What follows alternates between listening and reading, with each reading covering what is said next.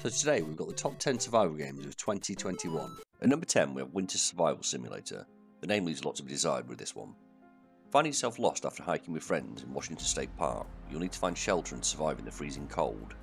Then you'll need to make your way to an abandoned ranger station to call for help. There is a demo available on Steam for this one, so you can give it a try now. You'll need to manage your stamina, hunger, thirst and sanity, reminiscent of Green Hell, though I don't know if it'll go to their extremes with hearing singing as you walk around. You'll need to forage for food and trap small animals. The game is going to feature wolves and bears, but this time you're not going to be Rambo, so you're not going to fight and kill these. The biggest threat to your survival will be the cold. All your clothes start torn and damaged, they're not very effective in the freezing temperatures. Venturing out in a blizzard will be a sure way to end up dead.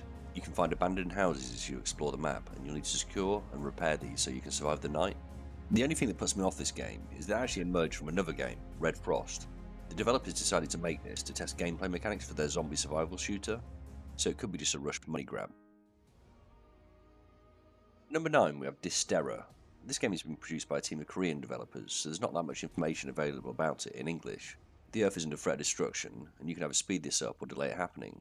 They're stating that this is going to be a sci-fi survival game with co-op play, which is always good. You're going to be able to gather materials, craft armour and weapons. You'll also be able to hunt animals for food and resources.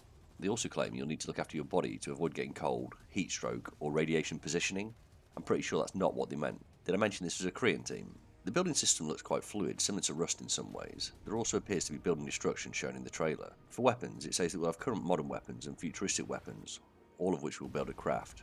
It's an interesting looking game, but I'd like to see more footage of it before I consider buying it, because there's pretty much nothing out there at the moment. At number 8 we have Smalland. Here you find yourself playing as a tiny humanoid the size of a pebble. If you've ever seen The Borrowers, you will probably imagine being this small. You'll need to survive in a world where you're shorter than a blade of grass. In the latest dev diaries, they've shown some glimpses of what to expect. Just venturing into an abandoned playground, you can see how tiny you really are. There appears to be a lot of creatures and animals to interact with. Wasps and spiders were shown to be attacking the player. Ladybirds can become allies and fight alongside you. You'll be able to ride small lizards, grasshoppers and small birds. You can see the player gliding on a small leaf hang glider, riding downstream on leaves and on a little raft, not even counting the train that's in the game. This is going to give you plenty of options of how to traverse the world. It looks like we'll be able to build our own houses wherever we want them. I like the idea of the tree houses, building a little Ewok village out of reach. Obviously the game shares a lot of similarities with Grounded, so before they release, they're going to have to make sure it's well polished if the game's going to stand out. The game's going to be co-op, so you'll be able to play with your friends. I've already put it on my wish list for one to follow, and I'm always looking for new games to play with my brother. It's definitely looking like it may be a good game. Just look at them travelling around by balloon. There's no release date yet, but it's down for this year.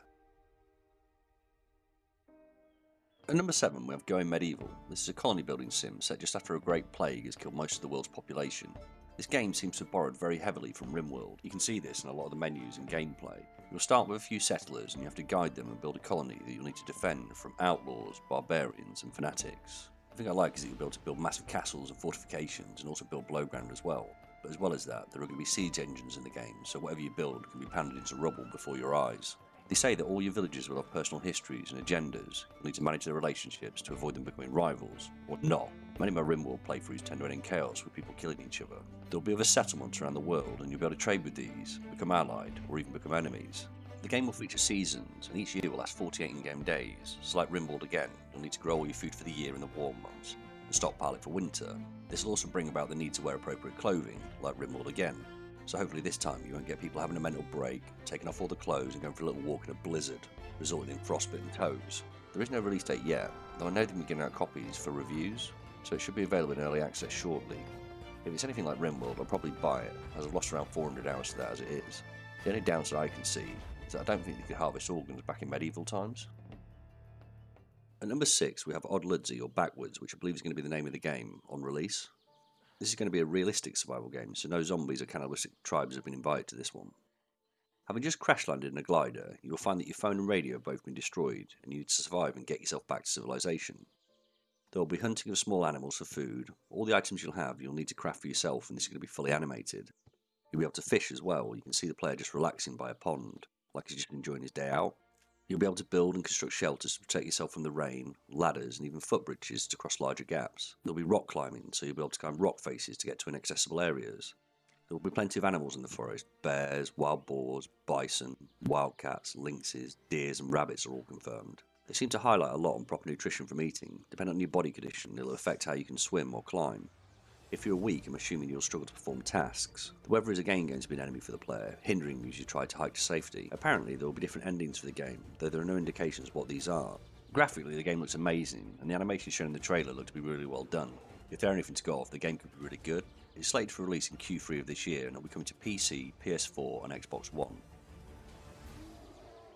At number 5 we have Undying. This looks to be the zombie game equivalent of the film The Road. You'll play as Anling, a mother who has already been bitten by a zombie. She has to fight to survive, but the problem is she has a son, Cody, and she needs to make sure that Cody survives and learns all the skills that allow him to get by in a zombie-infested world, once she turns into a zombie herself. You'll need to teach your son how to cook, craft useful items, and how to fight before you become too weak to do so. As the game progresses, you find that you start to rely on Cody more often to help you out of sticky situations. There is an interesting take on the world map, which you have to place the places on the map yourself from your recollection of where they are, and it says that it will be a player-generated world map, so I'm guessing it will be a seed style where nobody will have the same map on their playthroughs. Mainly the game is based around the story, which is really tragic. You have to ensure that your son learns as much as he can before you inevitably die. Release is set for summer, where it will be coming out on PC, Nintendo Switch, PlayStation 4, Xbox One, and on mobiles for iOS and Android. At number 4 we have Outpost Glacier. Now this game is currently in early alpha, but it's available to play on itch.io, so if you're interested in shaping how this game develops, you can download it yourself and get playing now. This is an open world survival crafting game, where you need to look after a small outpost in the middle of a frozen wasteland. You'll need to search around for things hidden in the snow, mine resources, craft and build, and hunt to survive. Once you've found your resources, you'll need to use a 3D printer to craft all the tools you're going to need to survive. You'll be able to use snowmobiles to travel around, and the video seems to show snowboarding as well. There looks to be some weird creatures in the game, like a football with legs and oversized walruses to hunt and gather resources from. Now I know they have planned for multiplayer to be in the game, though it's not currently in at this moment.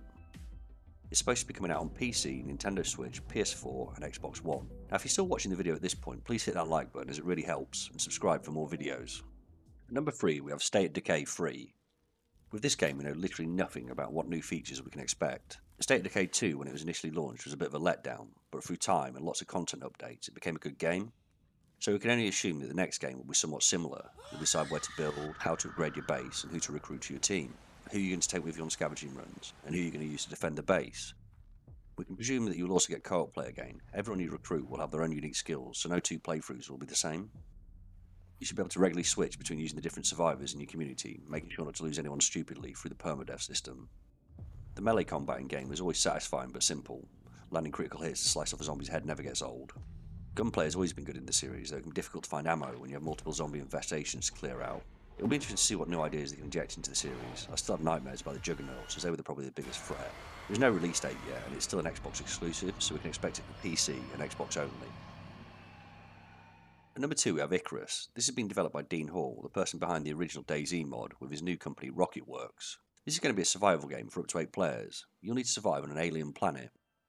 Playing as prospectors that have been granted a license to explore the planet Icarus, you'll drop down to the planet in short missions to gather resources which you can then convert into new technology, with the aim of levelling up your character to be able to survive more challenging scenarios. The planet is going to be huge, 64 kilometers squared, and you'll need to exploit all of its resources to survive. Every mission will hold choices. Should you risk a new tech to complete the next mission faster, or just grind it out using what's at your disposal? For every mission you do, time is limited, so you'll have to choose wisely how you spend this time, because if you fail to return to the dropship, then everything you've done was for nothing. The game is going to be free to play, so there must be some unlocks or something coming within the game. As long as it's not going to be paid for win, for now it has my interest. My only worry is Dean Hall himself. He has a tendency to jump ship when he's made his money.